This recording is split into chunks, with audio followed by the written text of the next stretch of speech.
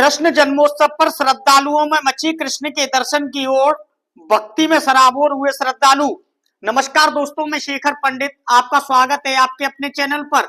जारुआ कटरा के सत्यनारायण मंदिर पर आयोजित भागवत कथा कटरा निवासी चांदोलिया परिवार द्वारा आयोजित हो रही श्रीमद् भागवत कथा सप्ताह ज्ञान गंगा यज्ञ के चौथे दिन सोमवार को आचार्य कथावाचक सुधाकर जी महाराज ने कथा में श्रद्धालुओं को भगवान वामन अवतार, भगवान श्री राम अवतार और भगवान श्री कृष्ण के जन्म के दिव्य प्रसंगों का रसास्वादन कराया।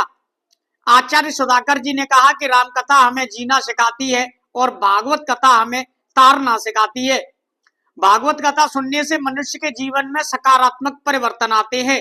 वह अपने सांसारिक दुखों से मुक्ति तो पाता है और उसे मोक्ष की भी प्राप्ति होती है। व्यास जी ने आगे कहा कि वामन अवतार के रूप में भगवान विष्णु ने राजा बलि को यह शिक्षा दी कि दंभ और अहंकार से जीवन में कुछ भी हासिल नहीं होता और यह धन संपदा क्षण भंगुर होती है, इसलिए जीवन में हमेशा परोपकार करना चाहिए। राम अवतार के बारे में बताते हुए व्यासपीठ से कहा कि यह धर्म की स्थापना, दुष्टों का नाश और अपने भक्तों को आनंद प्रदान करने के लिए भगवान का अवतार था। यह प्रसंग धर्म, सत्य, मर्यादा, भक्ति और कर्तव्य निष्ठा के महत्व को समझाता है। कृष्ण जन्मोत्सव के प्रसंग में व्यासपीठ से बताया गया कि भगवान कृष्ण का जन्म धर्म की रक्षा, दुष्टों का संहार और भक्तों को आनंद प्रदान करने के लिए हुआ था। नंदोत्सव प्रेम, आनंद और भक्ति का प्रतीक है। कृष्ण की बाल लीलाएं भगवान के दिव्य और मानवीय स्वरूप के अद्भुत समन्वय को दर्शाती है। कथा के दौरान भगवान श्री कृष्ण के जन्मोत्सव की झांकी सजाई गई। बाल कृष्ण को टोकरी में लाने के दृश्य को देखकर श्रद्धालु भाव विभोर हो गए और दर्शनों के लिए श्रद्धालुओं में होड़ मच गई।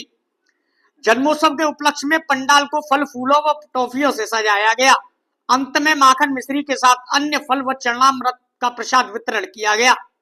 कथा में डॉक्टर पातीराम शर्मा, राम प्रकाश शास्त्री, उमेश शर्मा, शिव कुमार शर्मा, योगेश शर्मा, बालकृष्ण शर्मा ने व्यासपीठ पर माल्यार्पण कर आशीर्वाद लिया। यह कथा 15 नवंबर तक दोपहर 12 बजे से शाम 4 बजे तक और शाम को 7 बजे से रात्रि 11 बजे तक रासलीला के आयोजन के साथ चलने वाली है। श्रीमद् भागवत कथा में विभिन्न भक्तिमय प्रसंगों का भी रसपान आगामी दिनों में कराया जाएगा। आगे चौथे दिन कृष्ण जन्म हुआ, कैसा महोत्सव है जारुआ कटरा ब्रज भूमि जवान और किसान के बीच? देखिए, आनंद का विषय तो ये है कि जहाँ हृदय की पवित्रता नगरी में भगवान श्री कृष्ण यदि आ जाएं जी, वहाँ अपने हृदय की उल्लासता में सब प्रेम विभोर होकर के सारी मर्यादाओं को छोड़ करके मंचों पर भी चले आते हैं और स्वयं ये वृंदावन नगरी बन गई है, मथुरा नगरी स्वयं झूम रही है। जहाँ गोकुल नगरी में ही आज नंदोत्सव ऐसा लग रहा है कि उस समय की जो छटा है, उस छटा से तो प्रभु को हमने देखा कि नहीं देखा, लेकिन आज ऐसा प्रतीत हो रहा है कि इस जारुआ कटरा नगरी में स्वयं गोकुल आकर के विराजमान हो गया है, जो स्वयं भगवान श्री कृष्ण ऐसा लगता है कि इस समय कलिकाल में भी अवतार ले चुके हैं। व्यास जी, लगातार आपने कहा गोकुल जारुआ कटरा बन चुका है जी। बागेश्वर धाम लगातार यात्रा निकाल रहे हैं। 16 तारीख को वो बाके बिहारी होंगे जी। राम लला आ गए हैं, बिहारी जी कब आएंगे? बिहारी जी, देखिए वास्तविकता तो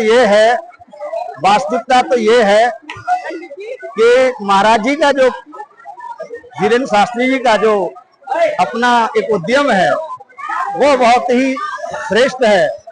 सनातन यात्रा, हिंदू धर्म एकता की यात्रा, उनका ये हृदय का विचार है कि मेरे साथ में मेरे गुरुदेव और बालाजी महाराज दर्शन के लिए स्वयं बिहारी जी के लिए पहुंच रहे हैं।